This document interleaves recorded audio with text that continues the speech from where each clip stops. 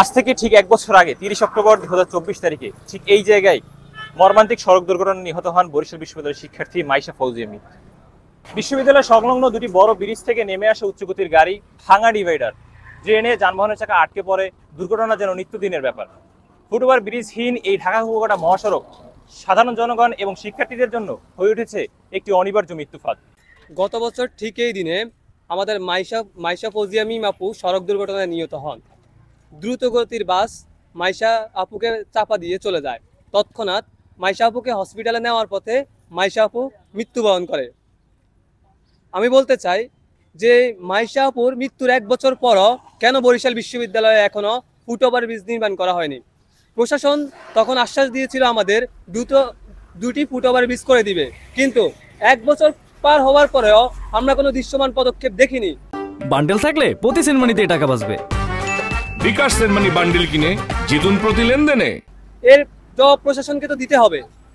এরপর আমি যখন আমাদের উপাচার্য মহোদয়ের সাথে কথা বলি, তখন তিনি আমাকে আশ্বস্ত করেন যে ফুটওভার ব্রিজের অনুমোদন আসছে, বরাদ্দও আসছে, কিন্তু সড়ক ও জনপথ বিভাগ কেন ফুটওভার ব্রিজ নির্মাণের দৃশ্যমান পদক্ষেপ এখনো নেয়নি তিনি জানেন না।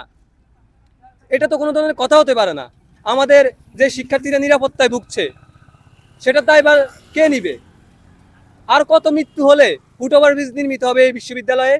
আদৌ ফুটওভার ব্রিজ হবে কিনা আমরা শিওর না। হ্যাঁ, কিন্তু মাইশা ফৌজিয়া মিম হচ্ছে অলরেডি মারা গেছে, গতকাল 1 বছর হয়ে গেছে, কিন্তু 1 বছরের মধ্যে আদতেও মানে তারা কোনো প্রকার সাড়া ফেলতেছে না। এটা খুবই দুঃখজনক এবং এটা আমি প্রশাসনের দৃষ্টি আকর্ষণ করছি যেন তারা হচ্ছে এটা ভালো করে দেখে। নয়তো আমরা যে এত গাড়ির মধ্যে যে পারাপার হচ্ছে, এর মধ্যেও মাইশা ফৌজিয়া মিম মারা যাওয়ার পরেও অনেকগুলো অ্যাক্সিডেন্ট হয়েছে, ছোটখাটো অনেকগুলো অ্যাক্সিডেন্ট হয়েছে, যেটা খুবই দুঃখজনক। আর একটা পাবলিক বিশ্ববিদ্যালয়ের সামনে এরকম অবস্থা হবে, এটা আসলেই মানে অকল্পনীয়।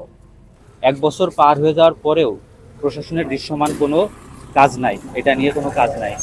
লক্ষ্য করলে দেখবেন যে এখানে যে স্পিড ব্রেকারগুলো আছে এটা অপরিকল্পিত। এটার কারণে যখন বৃষ্টি হয় তখন হচ্ছে অনেক গাড়ি এখানে অ্যাক্সিডেন্ট হয়, এখানে গাড়ির ভিতরে অনেক স্টুডেন্টরা থাকে, তারা আহত হয়।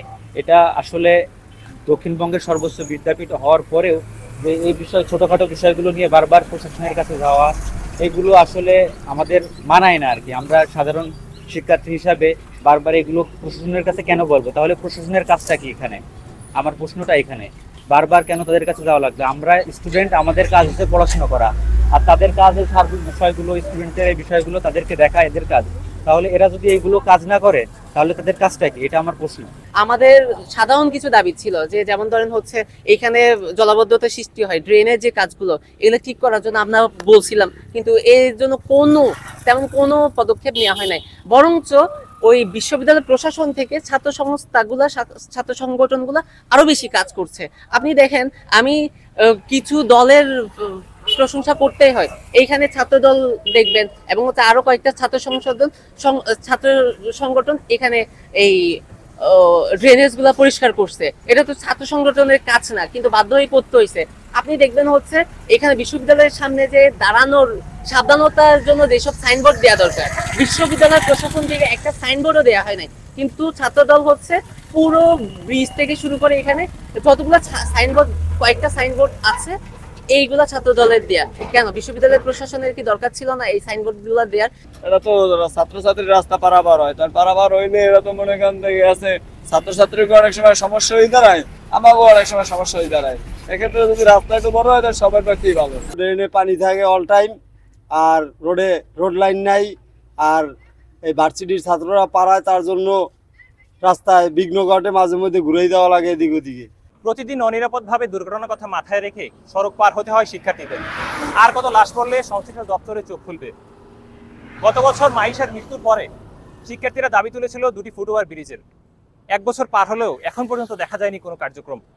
শিক্ষার্থীরা মনে করছেন ফুটওভার ব্রিজ দুটো নির্মাণ হলে দুর্ঘটনার হার অনেকাংশে কমে আসবে।